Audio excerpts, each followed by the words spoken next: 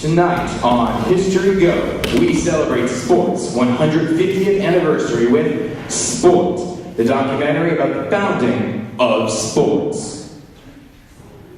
Sports. They have been in our hearts for over tens of decades. Today, there are over 7 different kinds of sports, from tickle fights to bar fights to the World Series of competitive weeping. But where did they come from? Flashback to the mid-19th century, to a man by the name of John E. Sport. John Sport was unique. The other children then wanted to invade Africa and subjugate the natives, whereas John enjoyed playing with round pieces of plastic, commonly referred to as balls, and would hit them with cylinders called sticks. He would throw these with his hands and kick them every which way and chase them down. Back then, playing with sticks and balls was seen as unusual and a sign of serious mental illness, so John spent most of his childhood in shame. John, however, would not be conquered. He spent years formulating thousands of different balls, sticks, pucks, bats and the like, and how he could put them together. A lesser man would have gone mad. But 8 years later, with John now 20 years of age and finally out of high school, the first draft of Sport was created. Now, Sport, as it was known back then, would be unrecognizable to the modern viewer. You see, like Latin and its being the root of the Romance languages, Sport was a massive conglomeration of balls, long cylinders, things to hit them with, and testosterone. Philosophers would call it chaos, insane, and no. Here is a recreation of what a game of sport might have looked like.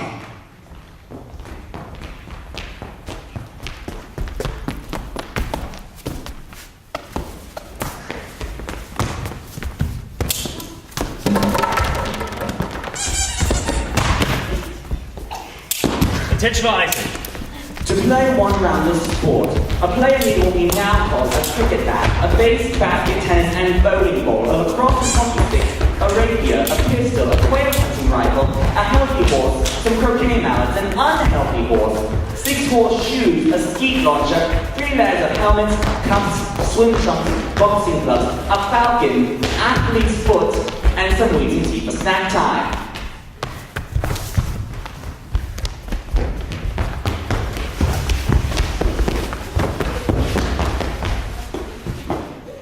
Many people didn't support John Sport for most of his life, except for one man, Benjamin Fan.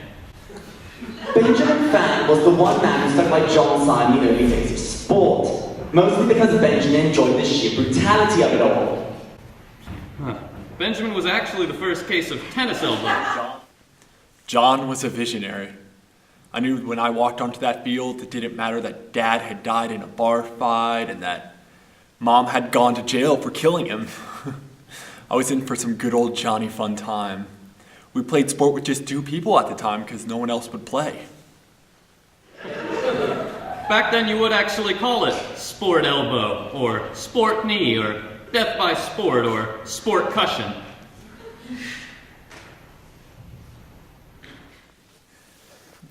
John was never the one who got hurt. Maybe because he understood the rules, maybe because he had natural talent, maybe because he had 1 pair of pads, 1 doctor, and, well, he called dibs on both.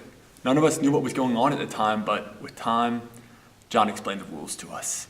We have with us a sport expert on loan from Sport University to help explain the rules of sport to modern viewers. Alright, it's very simple. Now, both teams start at the 50 and wait for the sounding pistol to start. Now, luckily, the pistol wasn't very accurate, so you probably weren't going to get hit. Anyway, after the pistol fired and the wounded were safely disposed of, then it was time for the games to begin. One team would throw all of their balls at the other, and the other team would have to hit only the baseballs. If they hit the tennis, soccer, or foosballs with their arms, legs, heads, or face, that was the penalty on the rink. Now, if they were on the rink, they would have to take out their tennis rackets and begin. But that all depended on whether or not the stick clause was in effect. If the stick clause was in effect, that meant the rapier clause was not. And if the rapier clause was not in effect, that meant they could only use 3 limbs. And that meant Halfway through filming this documentary, we were approached by other historians who claim that John Sport was not the father of sports.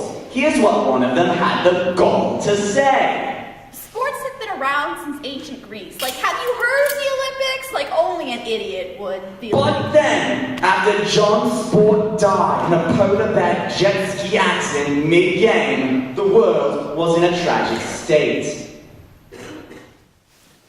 It was especially confusing because neither jet skis nor polar bears were in the rules. John just brought them in one day saying he wanted to try something new, and